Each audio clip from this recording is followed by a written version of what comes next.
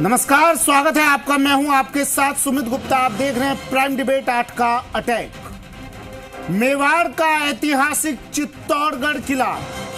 कभी इस किले को लेकर महाराणा प्रताप और मुगलों के बीच जंग हुआ करती थी। भारत में लोकतंत्र आने के बाद राजशाही तो खत्म हो गई, लेकिन परंपराएं आज भी जिंदा हैं। उन्हीं परंपराओं के लिए फिलहाल महाराणा प्रताप के वंशजों में जंग छिड़ी हुई है कि चित्तौड़गढ़ किले और उदयपुर की रियासत का असली उत्तराधिकारी कौन है। उदयपुर में राज परिवार के बड़े बेटे और पूर्व सांसद महेंद्र सिंह मेवाड़ के बेटे विश्वराज सिंह मेवाड़ को आज गद्दी पर बैठाने की परंपरा निभाई गई। पगड़ी दस्तूर की रस्म चित्तौड़गढ़ जिले के फतेह प्रकाश महल में अदा की गई। इस दौरान खून से उनका तिलक किया गया, जो रस्म है इनकी। साथ ही किस तोपों की सलामी भी दी गई। महेंद्र सिंह मेवाड़ के निधन के बाद आसपास की रियासतों ने बड़े बेटे विश्वराज सिंह को उदयपुर के उत्तराधिकारी के रूप में स्वीकार किया है। विश्वराज सिंह मेवाड़ एकलिंगनाथ जी के 77वें दीवान होंगे। दूसरी तरफ महेंद्र सिंह के छोटे भाई अरविंद सिंह मेवाड़ और उनके बेटे लक्ष्यराज सिंह मेवाड़ ने इस रस्म को गैर कानूनी करार दिया। अरविंद सिंह मेवाड़ का कहना है कि मेवाड़ राजघराना एक ट्रस्ट के जरिए चलता है, जिसका संचालन उनके पिता ने उन्हें दे रखा है। पूर्व महाराजा ने बड़े बेटे महेंद्र सिंह मेवाड़ और उनके परिवार को उदयपुर की शाही गद्दी से बेदखल कर रखा है। इसलिए राजगद्दी पर अधिकार, उन्होंने कहा, राजगद्दी पर अधिकार मेरा है और मेरे बेटे लक्ष्यराज सिंह का है। तो आज राजगद्दी पर इस वर्चस्व को लेकर, इस अधिकार को लेकर हुए इस पूरे बवाल पर करेंगे बात। रस्म निभाई गई और उसके बाद कैसे खिंच गई तलवारें। ये तस्वीरें इसी बात की करती हैं तस्दीक।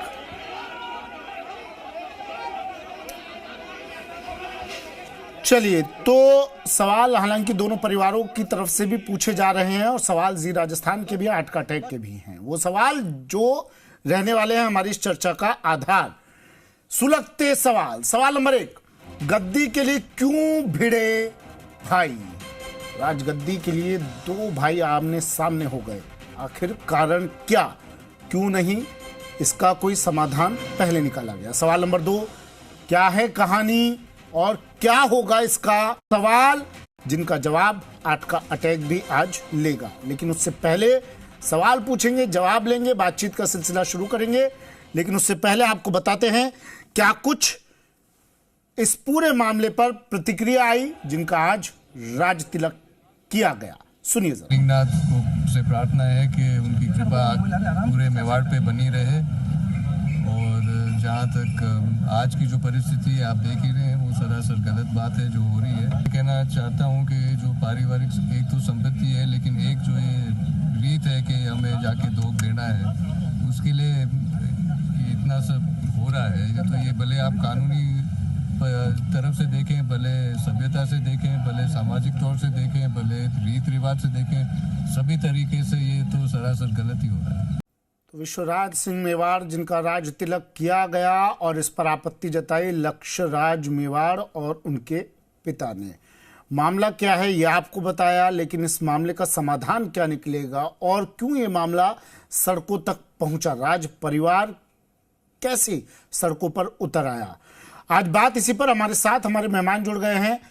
कुंजन आचार्य जी वरिष्ठ विश्लेषक है, हमारे साथ जुड़ गए हैं। कुंजन आचार्य जी, स्वागत है सर आपका जी राजस्थान पर 8 का अटैक में। और मेरे सहयोगी अविनाश जगनावत उदयपुर से हमारे साथ जुड़े हैं। अविनाश, पहले मैं आपके पास आ रहा हूं। कुंजन सर, मैं उसके बाद आपके पास आऊंगा। अविनाश, जरा तस्वीरें दिखाइए और सुबह से लेकर अब तक जो कुछ भी घटनाक्रम हुआ उसके बारे में बताइए। अविनाश जी बिल्कुल, देखिए अगर तस्वीरों की बात करें तो ठीक ये सिटी पैलेस का वो मुख्य द्वार है जहाँ से विश्वराज सिंह मेवाड़ को धुनी दर्शन के लिए जाना है, लेकिन दरवाजा अभी भी बंद है। बीते करीब लगभग 2 घंटे का समय हो चुका है यहाँ से ठीक 100 मीटर दूरी पर जगदीश चौक प्रांगण है, वहां पर विश्वनाथ सिंह का पूरा काफिला उनके समर्थकों के साथ रुका खड़ा हुआ है। वो चाह रहे हैं कि धोनी के दर्शन हो जाए और एक परंपरा जो रस्म है उसकी अदायगी हो जाए, लेकिन दोनों ही पक्ष अपनी अपनी जिद पर अड़े हुए हैं। प्रतिनिधिमंडल भी सिटी पैलेस के यहाँ पे वार्ता के लिए गया था विश्वनाथ सिंह मेवाड़ का, लेकिन असफल होकर लौटा। अब कलेक्टर अरविंद पोसवाल, एसपी योगेश गोयल दोनों सिटी पैलेस के अंदर गए हैं। बीते करीब 15 मिनट से वार्ता का दौर यहाँ पर चल रहा है। समाधान देखिए सकारात्मक निकालना प्रशासन के लिए बेहद जरूरी है, क्योंकि दोनों ही पक्ष अपने अपने बांध पे अड़े हुए हैं और दोनों के अपने अपने कारण है। सुबह चित्तौड़ के फतेह पैलेस में विश्वनाथ सिंह मेवाड़ का राज तिलक दस्तूर किया गया। उन्होंने पहले ही अपना कार्यक्रम जो है वो प्रशासन को बता दिया था कि राज तिलक दस्तूर के बाद वे उदयपुर पहुंचेंगे, जहां पर सिटी पैलेस के अंदर धोनी के दर्शन है वो दस्तूर को पूरा करेंगे और उसके बाद मेवाड़ के तस्वीरें आप जानकारी देते देते अविनाश अगर तस्वीरें भी दिखा सके आपके पीछे क्या चल रहा है और बताते रहिए आप इस पूरे मामले के बारे में, तस्वीरें जरा दर्शकों तक पहुंचाइए।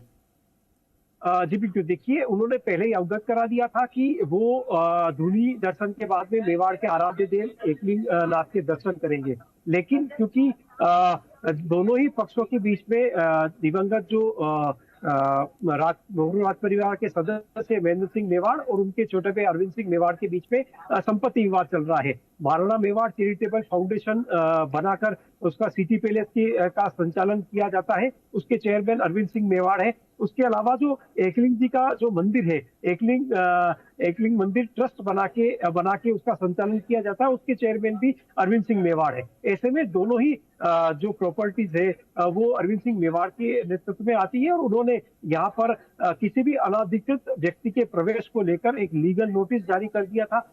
उसकी बाकायदा मीडिया में जानकारी दी गई और स्थानीय प्रशासन को भी जानकारी दे दी गई। अब मुझे ये बात समझाइए अविनाश, नोटिस जारी किया गया और खबर ये भी आई कि अखबार में भी बाकायदा इसको लेकर विज्ञापन भी प्रकाशित करवाए गए। क्या अरविंद सिंह मेवाड़ इस पूरी जो रियासत मान लीजिए या पूरी गद्दी है इसके उत्तराधिकारी हैं और इसीलिए उन्होंने तलवार खींच ली है अपने भाई को लेकर, अपने भतीजे को लेकर? देखिए एक जानकारी मैं आपको दे दूं, अरविंद सिंह मेवाड़ जो है वो पिछले लंबे समय से अस्वस्थ है और पूरा फाउंडेशन का काम और ट्रस्ट का काम जो है वो उनके पुत्र लक्ष्मण सिंह मेवाड़ देख रहे हैं। हाँ। लंबे समय से अरविंद सिंह मेवाड़ अस्वस्थ है, तो ऐसे में नहीं कहा जा सकता है क्या उनके संज्ञान में कितनी चीजें हैं और कितनी चीजें नहीं है। उस पर कह पाना, कुछ भी बोल पाना थोड़ा मुश्किल होगा, लेकिन क्योंकि ये दोनों ही प्रॉपर्टीज जो है इनके अंडर में आती है और इसको लेकर कोर्ट में बाकायदा दोनों पक्षों के बीच में वाद चल रहा है।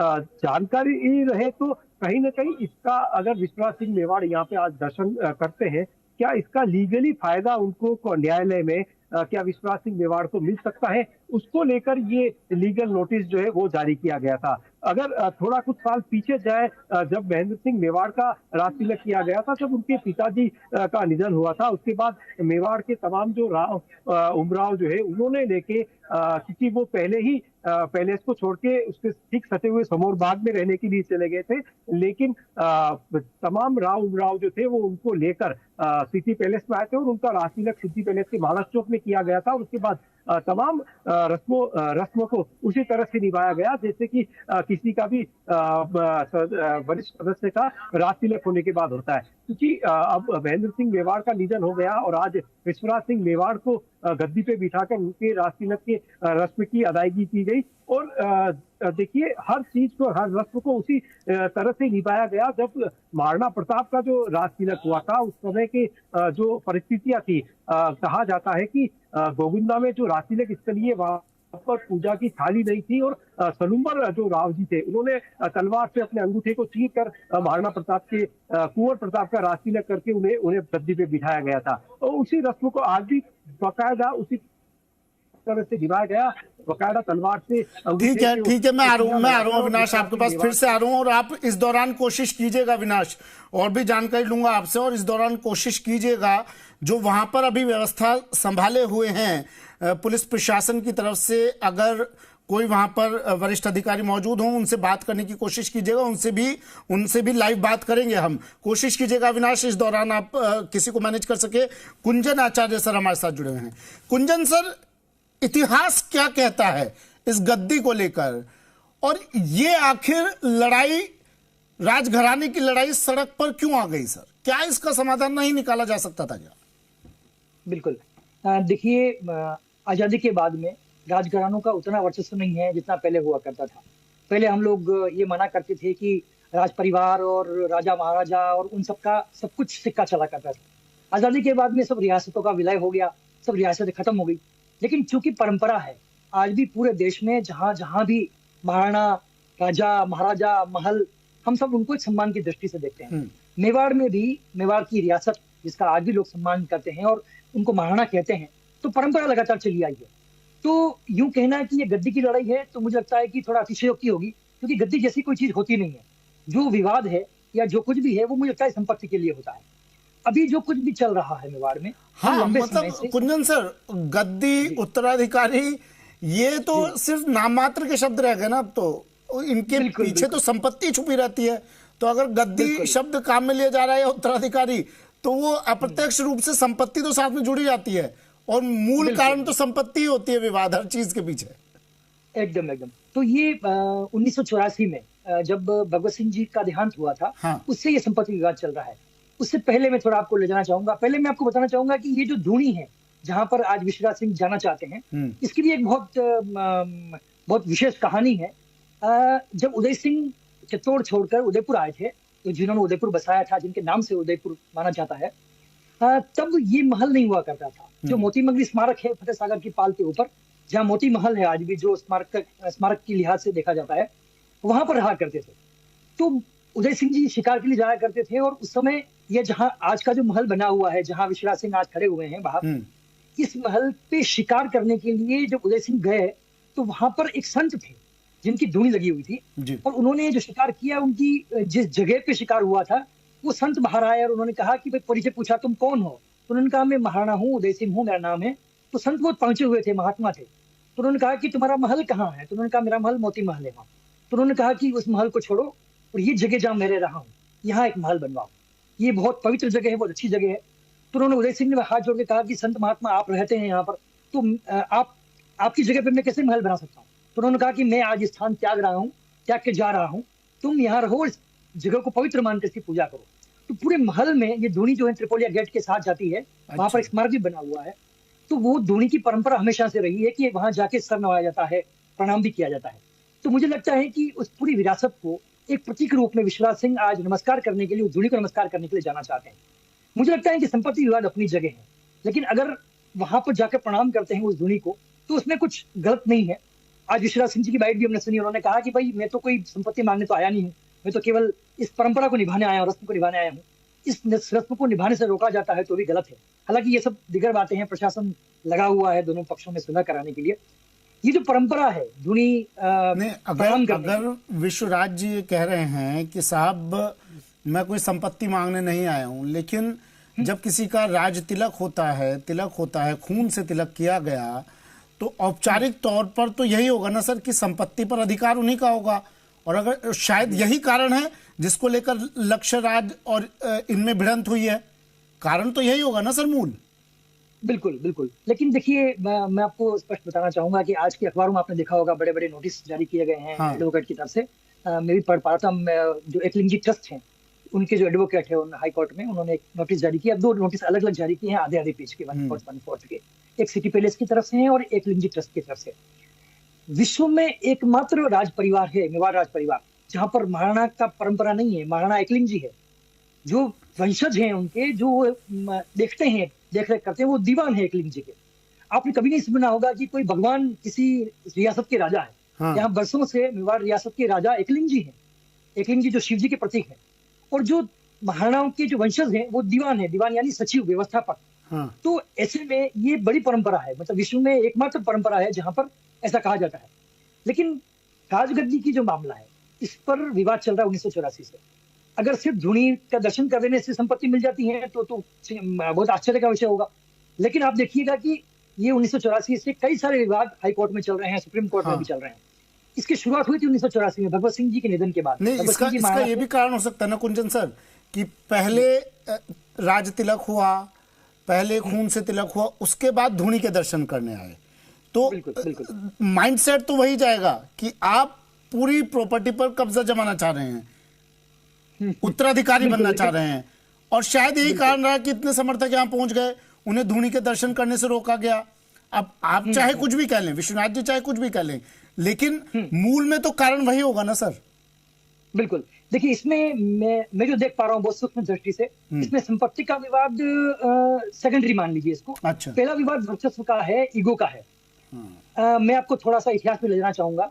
महाराणा की परंपरा जो है, यहाँ पर उत्तराधिकारी चयन की परंपरा है, 16 राव और 32 उमराव तय किया करते थे। अच्छा। आपको याद हो जब महाराणा उदय सिंह का देहांत हुआ था, तब जगमाल जो थे उदय सिंह जी के छोटे बेटे, उनको उदय सिंह जी पसंद करते थे, और उन्होंने कहा, उदय सिंह जी ने कहा था कि भाई ये महाराणा होंगे उदयपुर के। उस समय महाराणा प्रताप छोटे बड़े बेटे थे और उन्होंने स्वीकार कर लिया, ठीक है अगर उदय सिंह जी की इच्छा है छोटे भाई उदय जगमाल को महाराणा बनाने की, तो बना दिया जाए, कोई बात नहीं। इसमें एक परंपरा और जुड़ी हुई है कि महाराणाओं के निधन के बाद में कभी भी वरिष्ठ पुत्र उनके अंतिम संस्कार में नहीं जाता था, लेकिन ये परंपरा महाराणा प्रताप ने तोड़ी, क्योंकि महाराणा प्रताप की सहमति थी कि जगमाल को बना दिया जाए, जो गोगुंदा की बात है। जब महाराणा प्रताप उदय सिंह जी के अंतिम संस्कार में पहुंचे तो 16 राव और 32 उमराव ने उन्होंने कहा कि आप यहाँ क्यों आए हैं, आप तो महाराणा बनने वाले हैं। तो ऐसी परंपरा रही है कि जो वरिष्ठ पुत्र होता है कभी अंतिम संस्कार में नहीं पहुंचता है।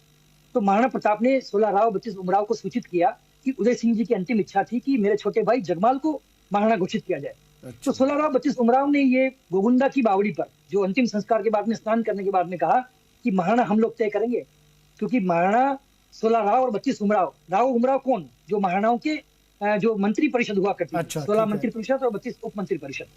आपको मैं जरा बताना चाहूंगा कि ये जो मंत्री परिषद है उसमें कौन कौन हुआ करते थे।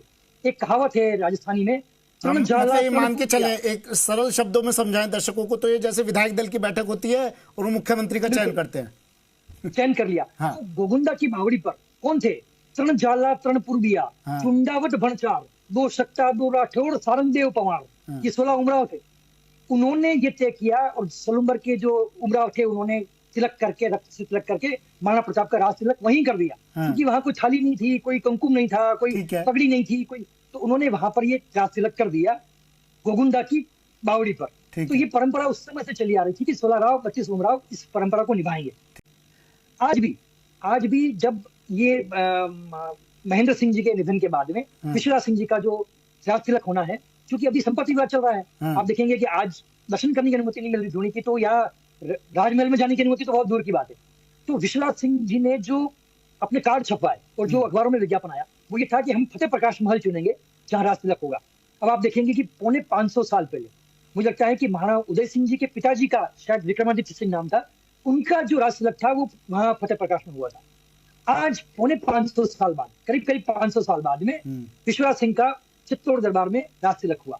तो राज तिलक के बाद में, चूंकि अब महल तो यहाँ है, महाराणा तो यहाँ है। लेकिन सर मुझे सर एक बात बताइए कुंजन सर, लक्ष्यराज सिंह और उनके पिता ये किसी ट्रस्ट के जरिए पूरी इस संपत्ति की देखरेख करते हैं, जो भी है। बिल्कुल। और विश्वराज सिंह जी के बारे में कहा जाता है ये तो कहीं अलग जाकर रहने लगे थे, भाई विधायक हैं, इनकी पत्नी सांसद, तो कहीं और जाकर रहने लगे। तो क्या संपत्ति का बंटवारा हुआ नहीं था क्या? क्योंकि आप कह रहे हैं कि संपत्ति का विवाद आपको नहीं लगता है, तो विवाद किस चीज का है? अगर राज तिलक हुआ तो होने दें राज तिलक, आपके भाई हैं। दूसरा, अगर संपत्ति को लेकर विवाद नहीं है तो ये झगड़ा सड़कों पर आखिर आया क्यों? संपत्ति का बंटवारा क्या पहले नहीं हुआ था क्या? बिल्कुल, दो अलग अलग चीजें हैं। हाँ। दो अलग अलग सवाल हैं, दो अलग अलग चीजें मैं स्पष्ट कर देना चाहूंगा। हाँ।